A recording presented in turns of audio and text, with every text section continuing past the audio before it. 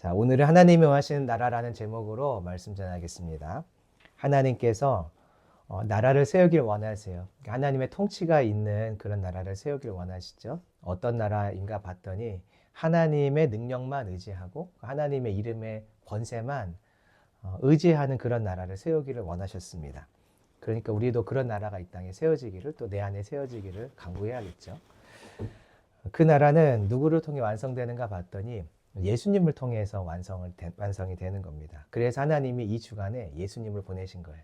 예수님을 이 땅에 보내신 이유는 구원하시는 거 맞는데, 미가서 5장에서 하시는 말씀은 온 세상에 하나님이 원하시는 나라를 세우려고, 하나님의 통치와 그의 능력과 그의 이름만 높이는 그런 나라가 이 땅에 세워지기를 기대하시면서 예수님을 보내셨다는 것이죠. 그러므로 우리도 이러한 나라를 하나님이 계획하고 계시니까 우리도 꿈꿔야 될 텐데, 어떻게 그럼 꿈꾸는가? 그것은 예수님의 통치가 이 땅에 계속 임하기를 간구하는 것이에요. 우리의 사람의 방법과 사람의 노력과 애씀으로 이런 나라가 결코 완성될 수 없습니다. 예수님이 이미 이루셨고 예수님이 이루어 가시니까 우리는 계속 예수님을 이 땅에 선포하고, 예수님을 내 인생의 왕으로, 교회의 왕으로, 우리 가정의 왕으로, 이 나라의 왕으로 계속 우리가 선포해주고 나타내주고, 또 우리가 믿음으로 그 길을 걸어갈 때 예수님이 이루신 그 나라가 이 땅에 나타날 줄 믿습니다. 마침내 천년왕국으로 나타날 것이고요. 그 전에 내 안에 개인적으로, 우리 가정 안에, 또 우리 공동체 안에, 교회 안에, 이 나라 안에 하나님이 분명히 이 예수님으로 인한 완전한 통치를 이 땅에 나타내실 줄로 믿습니다. 이거 기억하시면서 함께 말씀 보시죠. 자, 2절입니다. 시작. 베들레헴 에브라다야, 너는 유다 족속 중에 작을지라도 이스라엘을 다스릴 자가 내게서 내게로 나올 것이라. 그의 근본은 상고에 영원에 있느니라. 베들레헴 에브라다야 하고 부르는데, 베들레헴과 에브라다는 같은 말이라고 생각하시면 됩니다. 베들레헴을 부를 때 에브라다야 이렇게 부를 때가 있거든요. 이 땅이 유다 지파에 속한 땅인데 아주 작은 땅입니다. 그래서 하나의 군대를 이루기에도 너무나 작은 그런 땅이죠. 하나님께서 그런데 이 작은 땅에, 사람들을 볼 땐 별 볼 일 없어 보이는 이 작은 땅에 이스라엘을 다스릴 자를 보내려고 계획을 하셨어요. 이스라엘을 다스릴 새 지도자를 보내려고 계획을 하신 거죠. 하나님이 지금 이 말씀을 5장에서 하신 이유가 있는데, 그것은 3장에 있는 이야기 때문에 그래요. 3장에서 이스라엘의 지도자들의 타락, 그리고 그래서 1장 2장에 나오는 백성들의 타락, 온 나라의 타락 때문에 하나님이 이 나라를 다시 살리고 싶은 마음으로 내가 지도자를 보낼 거야 라고 지금 5장에서 말씀을 하시는 거죠. 근데 잘 생각해 보면 나라가 어려워서 지도자의 타락 때문에 그 타락한 모습들을 볼 때 백성들이 보면서 어떤 마음을 갖냐면, 이 나라에 새로운 지도자가 왔으면 좋겠다, 좋은 지도자가 바로 세워졌으면 좋겠다, 이 마음을 사실 사람이 더 간구하고 사람이 더 찾게 되어 있어요. 그런데 오늘 본문에 보니까 그 마음을 누가 먼저 가졌고 누가 먼저 계획하고 계시고 누가 더 갈망하냐면 하나님이라는 거예요. 보시면 그의 근본은 상고해라고 돼 있죠. 이게 말이 좀 어려워 보이는데 이렇게 이해하면 쉽습니다. 그 예수님이 이 땅에 하나님이 보내신 이 지도자, 새로운 지도자가 창세기 때부터 계속해서 반복돼서 우리에게 말씀되어졌지, 이런 뜻이에요. 그러니까 성경을 보면은 하나님이 보내실 메시아, 그리스도, 예수님, 보내실 왕, 보내실 완전한 왕에 대한 예표들이 나와 있죠. 그러니까 하나님께서 이미 세상을 시작하실 때부터 우리들에게 끊임없이 내가 보낼 왕이 있어, 내가 보낼 지도자가 있어라고 계속해서 반복해서 하나님이 말씀을 하신 거죠. 그 말은 무엇이냐면, 이 땅에 새로운 지도자가 세워져서 새로운 나라, 온전한 나라가 세워지기를 내가 간구하고 안타까워하는 것보다 하나님이 더 기대하고 계시다는 거예요. 또 보면은 그의 근본은 영원에 있다고 말하죠. 예수님에 대한 이야기니까 당연히 영원에 계신 분이죠. 창조된 분이 아니니까. 즉 무슨 뜻이냐면, 하나님의 계획 속에서 이미 영원 전부터 이 땅에 우리를 위한 왕, 우리를 위한 참 지도자를 하나님이 더 갈망하며 보내기로 이미 영원 전부터 계획하셨다. 하나님의 마음은 영원 전부터 이것을 향하고 있었다, 이런 뜻이 되는 거죠. 즉 지도자가 타락해서 나라가 엉망일 때 사람들, 국민들이 새로운 지도자를 기대하고 바라보는 마음보다 하나님의 열망이 더 크다는 거예요. 하나님의 마음이 더 큽니다. 우리가 그러니까 이 하나님의 마음을 볼 수 있어야 되는 거죠. 어떤 나라의 모습들, 지도자들의 타락의 모습들을 볼 때, 주님은 뭘 하고 계시나 참 답답하다 이런 마음이 들 때가 우리 안에 사실 있는데 아니라는 거예요. 내가 답답해하는 마음보다 하나님이 답답해하시는 마음이 더 크고, 난 답답해할 뿐이지만 하나님은 그거에 대한 답을 갖고서 기다리고 계신 거예요. 그 때를 기다리고 계신 거예요. 이 하나님의 마음을 우리가 이 말씀을 통해서 한 주간 볼 수 있기를 소망합니다. 하나님은 원하시는 나라가 있었어요. 어떤 나라냐면 3절부터 나오는데, 지도자를 통해서 이 나라를 이제 이 원하시는 나라를 세우시는데, 그 지도자가 어떻게 이 땅에 오는가가 3절에 설명되어 있습니다. 3절 읽어볼까요? 시작. 그러므로 여인이 해산하기까지 그들을 붙여두시겠고 그 후에는 그의 형제 가운데 남은 자가 이스라엘 자손에게로 돌아오리니. 하나님께서 이 땅에 이러한 지도자를 보내시는데 그 과정이 나오는데요. 그 과정은 메시아가 오기 전에 여인이 해산하기까지 그들을 붙여두신다라고 되어 있죠. 어떤 의미냐면 우리가 저번 주에 살펴봤던 4장에서 유다가 바벨론에 끌려가는 상황을 이제 말하는 것입니다. 그러니까 하나님 어떤 징계와 심판이 이 땅에 먼저 임한다는 거죠. 하나님의 징계를 받으면 바벨론에 끌려가서 사람들은 고통스러워할 거예요. 신음할 거예요. 그리고 낙심하고 고통스러워할 거예요. 그때 이 고통스러워하는 소리가 하나님의 귀에는 어떻게 들리냐면, 새 생명을 낳기 위해서 어미가 산통을 겪는 소리로 하나님을 들으신다는 거죠. 사람들은 아파서 소리를 내고 있고 힘들어서 고통스러워 소리를 내고 계신데, 하나님은 이 소리를 생명이 낳는 소리로 듣고 계신다고 4장에서 우리가 배웠죠. 하나님이 심판의 과정 속에서 새 생명을 낳으세요. 그래서 이 새 생명이 준비되어 있을 때 하나님 무엇을 하시냐면 새로운 지도자를 보내시는 거예요. 하나님이 실제로 유다를 심판해서 그가 그의 형제 가운데 남은 자를 세우십니다. 남은 자가 누구인가 보면 하나님의 언약만 쫓는 자, 하나님 한 분만 쫓는 사람이에요. 이스라엘의 역사를 보면 왕을 구하면서부터 이제 문제가 많이 생기죠. 사람들은 이렇게 생각했어요. 왕이 세워지면 우리나라가 괜찮아질 것 같아. 왕이 세워지면 이 나라가 바르게 세워질 것 같아. 그런데 왕이 타락하고 나라가 어지러워졌거든요. 근데 사람들이 어떤 마음을 갖고 있냐면, 왕이 타락했지만 우리는 성전이 있잖아. 예루살렘 성전이 있고 예배가 있으니까, 아니야, 성전과 예배가 있으니까 우리는 결국 괜찮아질 거야, 나아질 거야 라고 사람들이 생각을 했던 거예요. 왕을 보면서 생각을 했고, 그리고 왕이 타락하니까 성전을 보면서 계속 소망의 메시지를 갖고 있었죠. 미가서 3장 11절을 보니까 그런 얘기가 나와요. 왕이 있어도 나라가 망해가고 있지만 성전이 있으니까 우리는 괜찮을 거야. 그런데 결국에 하나님이 왕을 폐하셨어요. 왕을 폐하시는 방법은 나라를 멸망시키는 거죠. 성전을 망가뜨리셨어요. 망가뜨리시는 방법은 간단합니다. 나라를 멸망시키면 돼요. 그때 사람들이 깨닫죠. 야, 이 왕이 소망이 안 되네. 성전이 있었는데 성전도 소망이 안 되네. 그럼 뭐가 소망이지 우리에게? 그때 사람들이 깨닫는 거죠. 포로로 끌려가서 깨닫는 거예요. 왕도 없고, 그리고 예루살렘 성전도 없고, 예배도 드릴 수 없는 상황에서 소망이 뭘까 도대체가 우리에게. 그때 깨닫는 거죠. 하나님밖에 없네. 이게 남은 자들이에요. 하나님밖에 우리에게 소망이 없네. 보이는 거, 소유한 거 아니구나. 진짜 하나님밖에 없구나라고 절실히 깨닫는 자들이 남은 자들이고, 남은 자들은 그럼 누구를 구하고 무엇을 구하겠어요? 하나님의 통치를 구하겠죠. 사람 왕의 통치를 기대하지 않는 거 더 이상. 하나님의 통치를 기다리겠죠. 하나님의 통치만 기대하겠죠. 그때 하나님이 그런 통치를 하는 메시아를 그 자리에 보내시는 것이죠. 하나님을 기대하는 마음이 가득해졌을 때 드디어 지도자를 보내는데, 어떤 지도자인가 4절에 나옵니다. 읽어볼까요? 시작.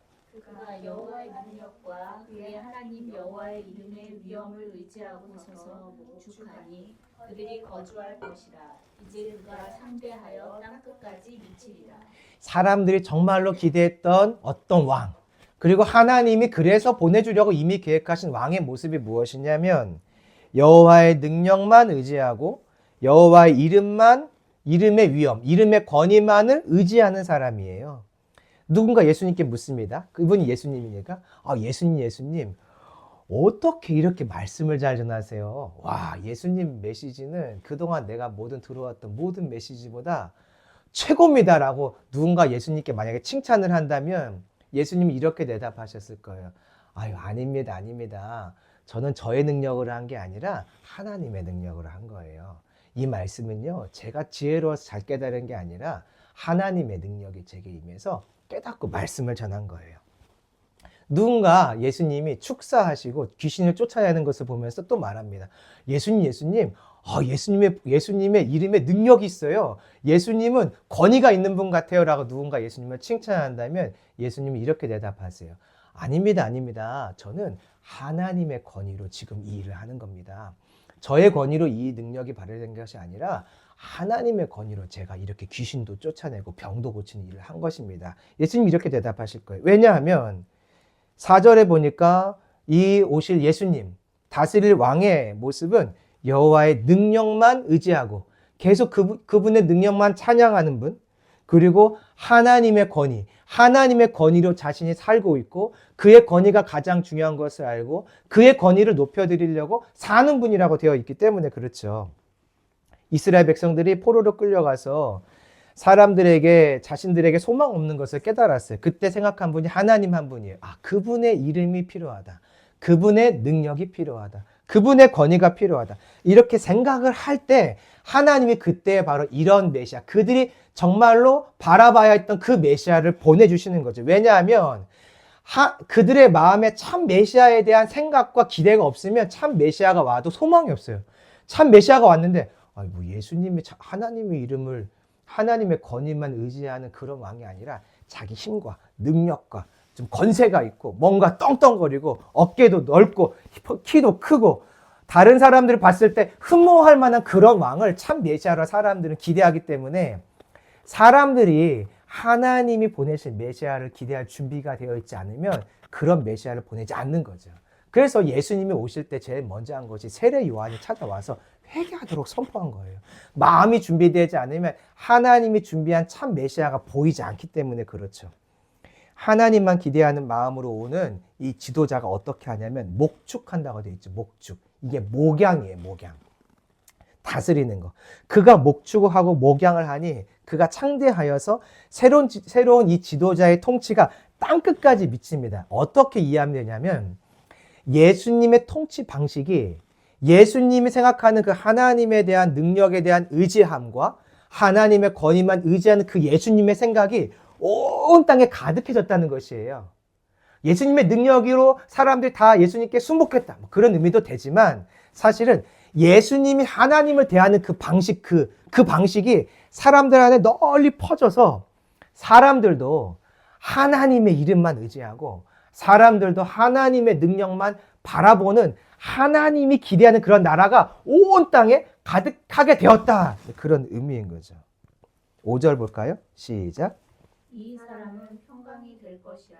아수르 사람이 우리 땅에 들어와서 우리 궁들을 밟을 때에는 우리가 7 목자와 8 군왕을 일으켜 그를 치리니. 이런 나라의 특징이 있어요. 그러니까 온 나라가 하나님 중심으로 하나님이 원하시는 나라의 모습, 그 통치 방식의 모습, 하나님의 이름만, 그의 능력만 구하는 그런 나라가 됐을 때 이 땅에는 어떤 일이 일어나냐면 평강이 있어요.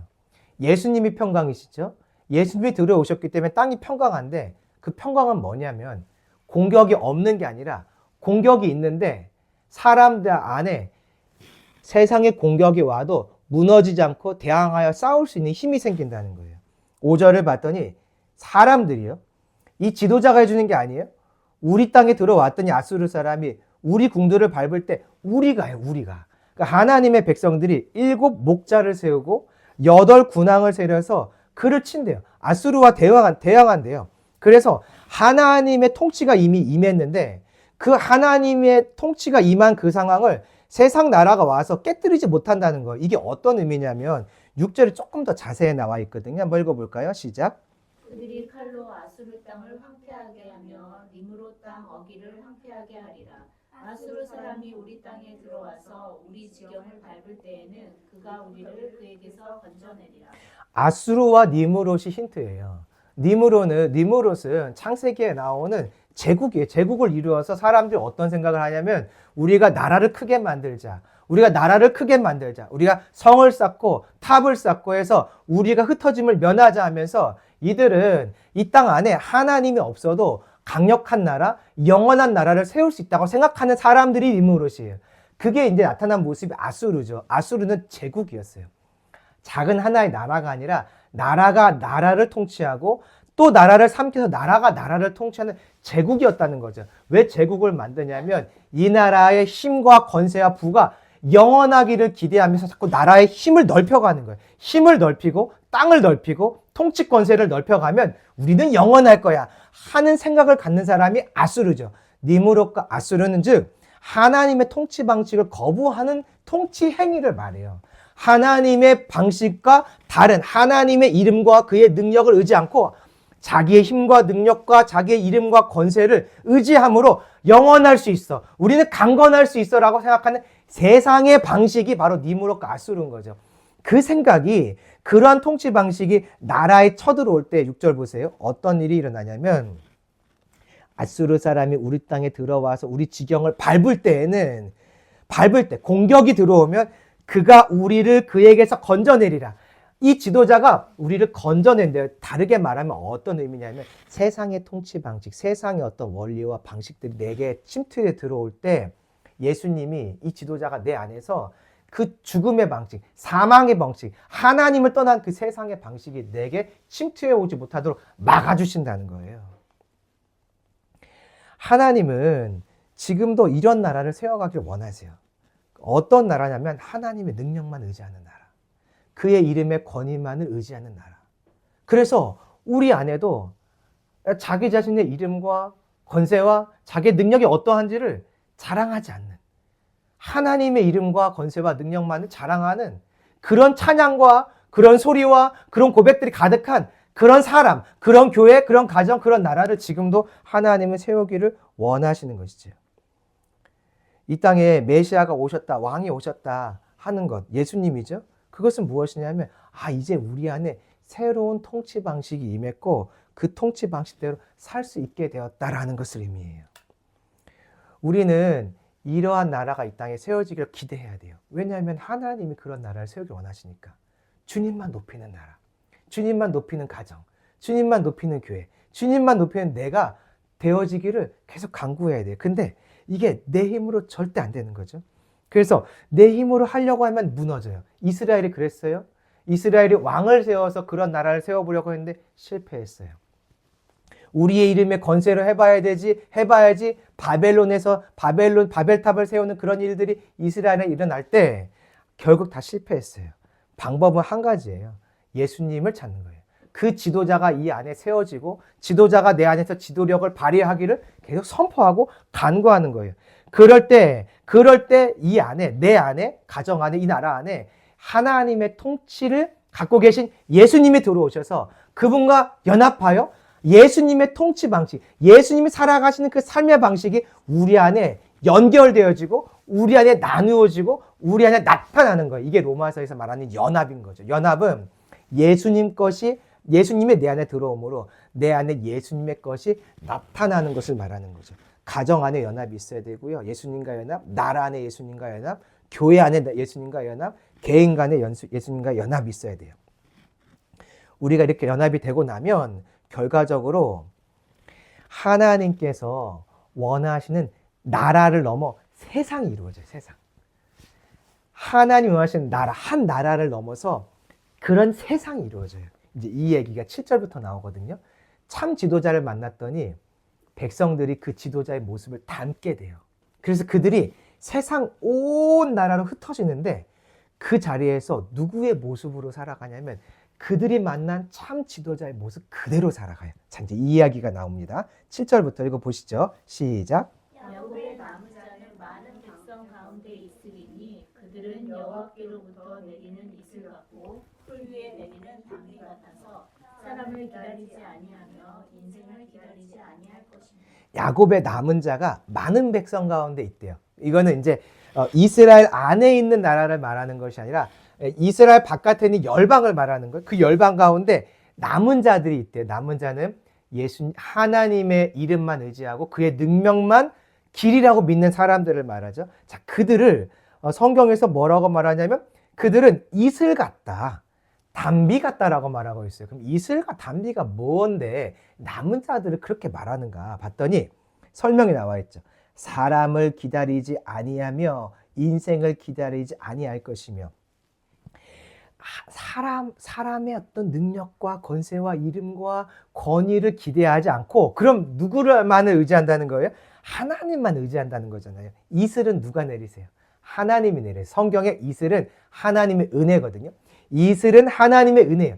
담비는 누가 내리세요? 하나님이. 이슬과 담비 같다는 것은 하나님만 바라보고 있는 것을 말하는 상태인 거죠. 누가 그러냐면 이 참 지도자를 만난 그의 백성들의 모습이 지도자 바깥에서, 지도자를 떠나서 세상 열방에 흩어져 있는데, 그들이 그 땅에서도 지도자 영향력과 지금 멀리 떨어져 있는 상태임에도 불구하고 지도자를 만난 그 모습, 지도자의 모습 그대로 하나님의 이름만 높이고 하나님의 이름만 의지하면서 세상에서 살아가고 있다는 거예요. 바벨 같은 세상에서 하나님의 통치 원리대로 살아가고 있다는 거예요. 그게 또 나옵니다. 8절입니다. 시작. 야곱의 남은 자는 여러 나라 가운데와 많은 백성 가운데 있으리니 그들은 수풀의 들짐승 중에 사자 같고 양떼 중에 젊은 사자 같아서 만일 그가 지나간즉 밟고 찢으리니 능히 구원할 자가 없을 것이라. 여기 보니까 또 야곱의 남은 자가 여러 나라 가운데 있죠. 이스라엘 바깥에 있는 것을 말하죠. 왕으로부터 뭔가 멀리 떨어진 상태를 말해요. 그런데 그들이 무엇과 같다고 말하냐면 사자 같다, 또 젊은 사자 같다라고 말하고 있어요. 그럼 또 이 사자 같다는 건 어떤 의미인가 봤더니 그가 지나간즉 밟고 찢는데요. 이 남은 자들이 지나가면 밟는 일과 찢는 일이 일어나서 능히 그들에게서 구원할 자가 없대요. 누군가 만약에 이 사자와 같은 남은 자를 공격해 온다면 이 사자들이 가서, 이 남은 자들이 가서 밟아 찢는데 그 밟아 찢음을 막을 자가 없다는 거예요. 이게 누구의 모습이었냐면 앞에서 5절을 보시면, 6절을 보시면 그가 우리를 그에게서 건져내리라. 그는 지도자, 메시아를 말하잖아요.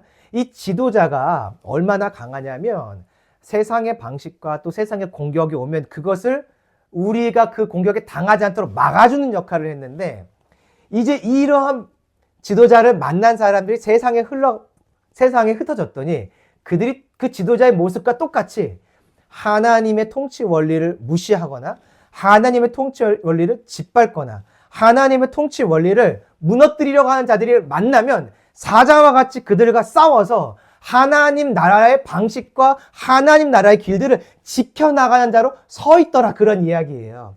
다시 말하면 지금 붕어빵 얘기하는 붕어빵 틀 그대로, 이 목자의 틀 그대로, 목자의 모습 그대로 그 목자를 만난 백성들이 세상에서 살고 있더라. 그 말은 어떤 의미가 되겠어요? 온 세상이 하나님 나라의 통치가 계속 선포되고 남은 자들을 통해서 하나님이 온 세상 열방에서 영광받는 세상이 되었다. 그런 의미가 되겠죠. 9절입니다. 시작. 내 손이 내 대적들 뒤에 들려서 내 모든 원수를 진멸하기를 바라노라. 지도자의 모습 그대로 이 하나님의 이름과 능력만 의지하는 그런 통치 방식, 그런 삶의 방식을 깨뜨리려고 하는 세상의 니무롯과 아수르들이 찾아올 때 너희가 가서 다 진멸해 버려라. 너희 그렇게 할 수 있다라고 주님이 선포해주고 계신 것이에요. 이렇게 말씀을 살펴보니까 남은 자들, 남은 백성들의 모습이 지도자의 모습과 똑같아요.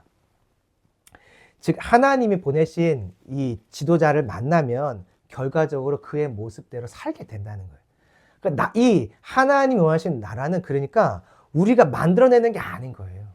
내가 그런 모습의 사람을 찍어내는 게 아니에요. 훈련시켜내는 게 아닌 거예요. 방법은 한 가지. 예수님이 보여야 돼요.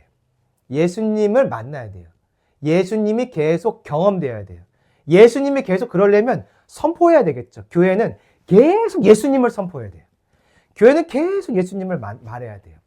아는 목사님이 개척 이후에라 그랬나? 뭐 정확히 잘 기억이 안 나는데 아무튼 몇 년 동안 새벽 설교를 한 가지 성경으로만 한다고 하시더라고요. 그게 복음서로만 하신대요.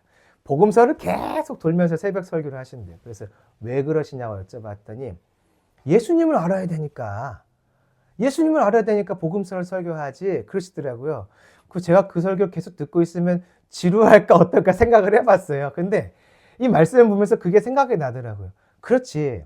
교회는 많은 이야기를 할 수 있는데 궁극적으로 교회가 계속 제시해 주어야 될, 교회가 계속 얘기해 주어야 될 분은 예수님인 거예요.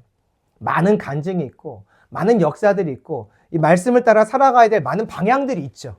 그런데 교회는 방향을 설명해 주고 어떤 우리의 삶의 순종의 원리와 순종의 방법을 말해주는 것은 필요하지만 교회가 놓치지 말아야 될 것은 예수님이에요. 예수님이 없는데 그 도덕적인 삶과 예수님이 없는데 정의로운 삶이 무슨 의미가 있겠어요? 예수님이 계실 때 그 예수님을 보면서 따라가는 도덕적인 삶의 의미가 있고 예수님이 앞에 계실 때 그 예수님을 보면서 따라가는 정의로운 삶의 의미가 있는 거죠.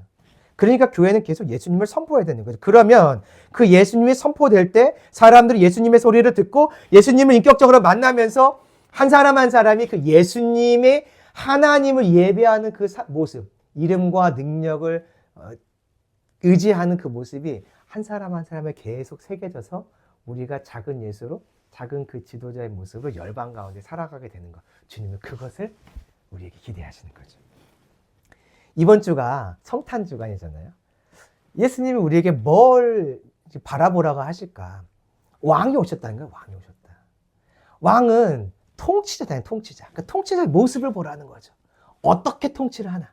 그의 이름과 하나님의 능력을 의지하는 그 통치자의 모습을 보면서 우리도 이번 한 주간은 내 안에 예수님의 통치 방식이 계속 임하기를 기도하고 나라의 어떤 이야기를 들을 때마다 이 나라에 예수님이 필요하다. 예수님의 통치 방식이 이 나라에 임하기를 계속 기도한다면 우리는 참 성탄의 의미대로 이번 한 주간을 살아갈 수 있을 거예요. 그런 한 주간이 되기를 소망합니다.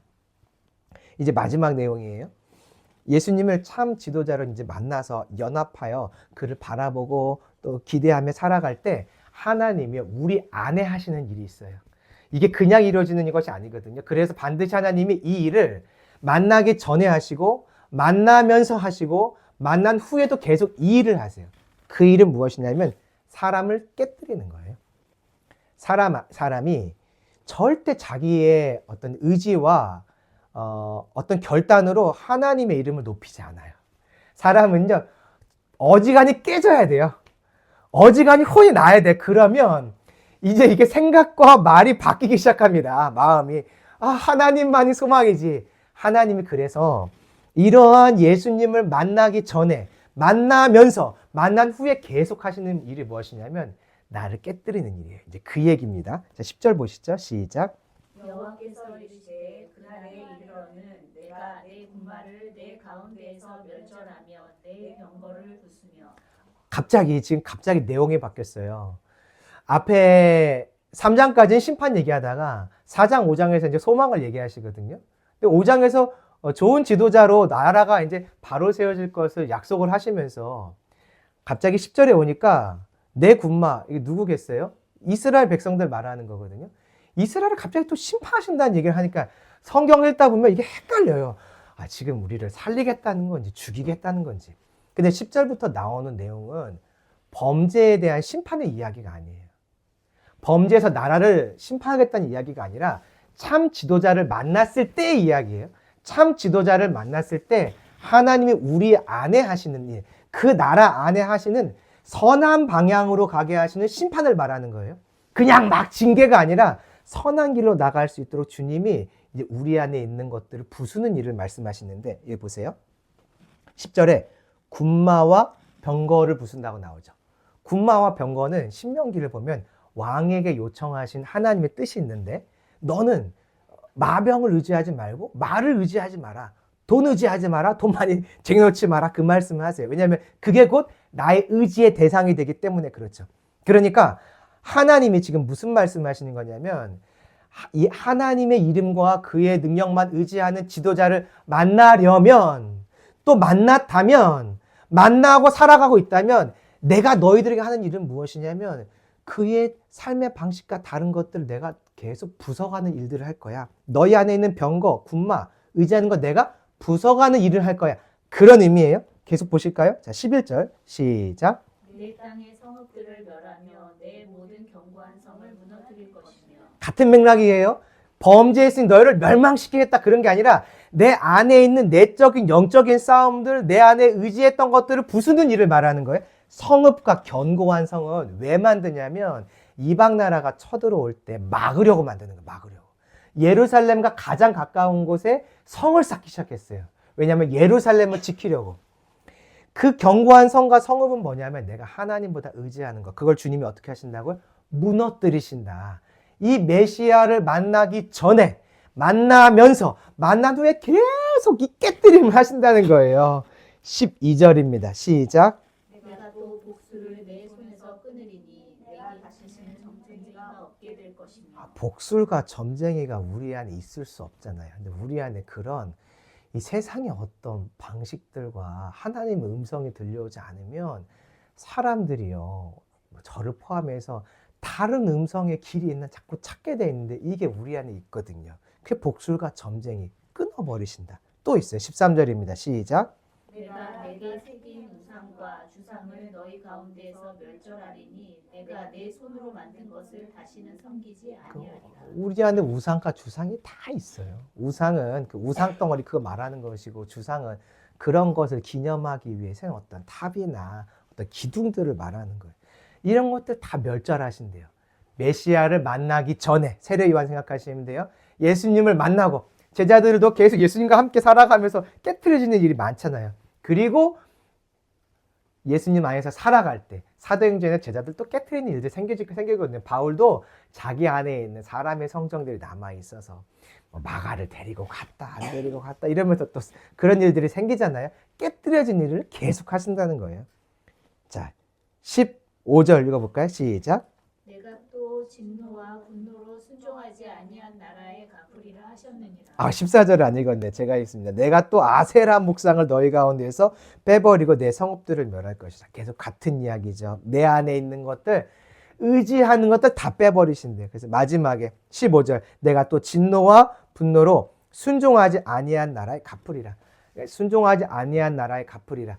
하나님의 백성들 안에 남아있는 이런 잘못된 통치 방식들을 다 깨뜨린다고 말씀을 하고 계신 것입니다. 즉 하나님이 우리에게 깨뜨려짐을 통해서 이런 메시아의 방식, 예수님의 그 통치 방식대로 하나님의 통치 방식대로 세상에서 우리가 살아갈 수 있도록 계속 일하신다는 거예요. 그래서 징계가 오면 여러분 복인 줄 아시기 바랍니다. 3장에서 징계는 뭐였냐면 말씀이 없으심 그리고 응답하지 않으심이에요. 제가 이제 이 말씀을 전해놓고 제 안에 찾아온 게 무엇인가 봤더니 이 징계가 제 안에 있었던 것 같아요. 말씀하지 않으심, 무언가 물어도 대답하지 않으심, 답을 구하지만 응답하지 않으심이 제 안에 있었거든요. 그 제가 내가 지금 징계 가운데 있구나. 근데 이것이 이 말씀을 전한 후에 이렇게 깨달아진 부분이어서 내가 징계를 받고 있는 거니까 소망이 있다. 또 4장에 해산의 수고가 나오잖아요. 소망이 있다 하면서 이 응답하지 않으심과 말씀하지 않으심 속에서 해산의 신음을 감사하게 하게 되더라고요. 그러니까 우리 안에 하나님이 이런 징계들, 마지막에 나오는 이 징계들을 행하신다면 복인 줄 아시기 바랍니다. 내 안에 예수님의 하나님만 의지하고 그분만 바라보는 삶을 만들어 가시기 위해서 그냥 안 만들어지니까 깨뜨리시는 일을 하는 게 바로 이 징계들인 거죠. 응답하심이 없고 말씀하심이 없는 것도 복이에요. 왜냐하면 결국 그 가운데 해산의 수고가 있어서 내 안에 새 생명, 예수님의 통치 방식, 하나님 원하신 나라가 회복될 것이기 때문이죠. 자, 말씀을 마칩니다. 성탄절이에요. 예수님을 이제 우리가 더 많이 기억해야 돼요. 더 많이. 어떤 걸 기억할까? 그의 삶의 방식이에요. 그가 통치했던 방식. 하나님의 이름만, 그의 권위만 의지하는 것. 그래서 저와 여러분 안에 이번 한 주간 동안에 풍성하게 임하기를 소망합니다. 그래서 예수님을 닮아가는 성령 충만이 있기를 소망합니다. 예수님이 왔다고 세상이 엄청 요란해요. 근데 예수님이 없어요. 예수님이 왔다고 엄청 요란한데 예수님이 없어요. 그 통치 방식이 나라 가운데, 교회 가운데 점점 사라져 가는 것 같아요. 우리는 이것을 보면서 예수님의 그 원하시는, 하나님 원하시는 통치 방식을 알고 이번 한 주간 또 나라를 위해서 기도할 수 있는 한 주간 되기를 소망합니다.